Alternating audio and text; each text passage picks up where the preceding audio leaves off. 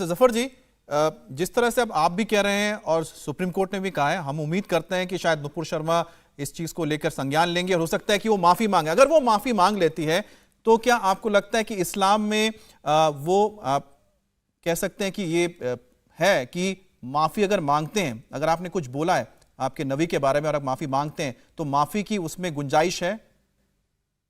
जबरदस्त गुंजाइश।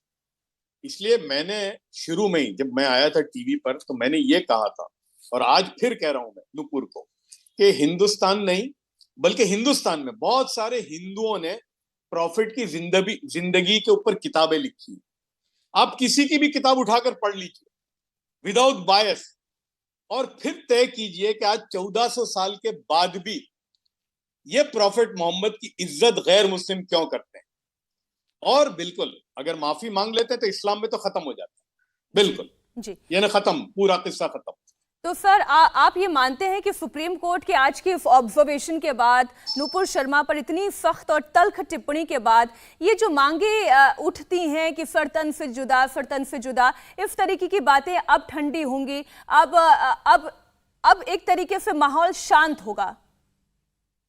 देखिए, पहली बात तो मैं एक और बात यहाँ कह दूं कि ये सर तन से जुदा वाले जो लोग हैं ना, ये जो बात है ये बिल्कुल इस्लाम के खिलाफ है। ये ऐसी कोई हदीस नहीं है, बल्कि जो लोग कहते हैं मुसलमानों में, मैं आज आपके सामने कहना चाहता हूं, मैं स्कॉलर नहीं हूं लेकिन मैंने इस पर बड़ा रिसर्च किया है।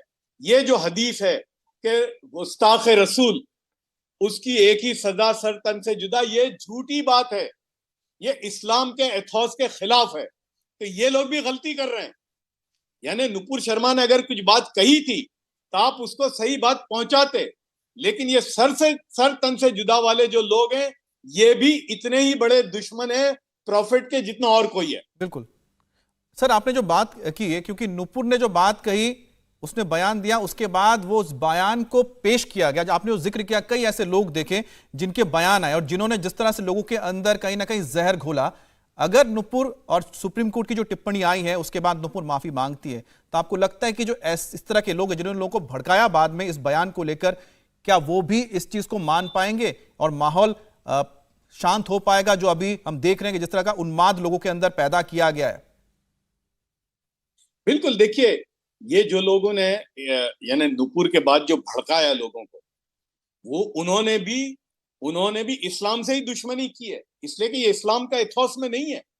और मैं आपको यहाँ एक और बात कहता हूं कि इस्लाम में ब्लास्फेमी जो है वो है ही नहीं, बिल्कुल नहीं है।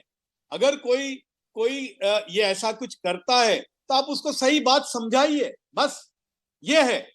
तो मैं समझता हूं कि आज जो सुप्रीम कोर्ट की टिप्पणी के बाद ये मामला बिल्कुल ठंडा हो जाना चाहिए और मुझे लगता है कि हो भी जाएगा और हमको इस बात को फैलानी चाहिए। लेकिन आज दिल्ली पुलिस को भी इस मामले में जिस तरीके की फटकार लगी है जफर जी, वो भी गौर करने वाली है कि इस तरीके का बयान आया, फिर ऐसी एफआईआर लॉन्च हुई, उसके बावजूद कोई कानूनी कदम नहीं उठाया गया।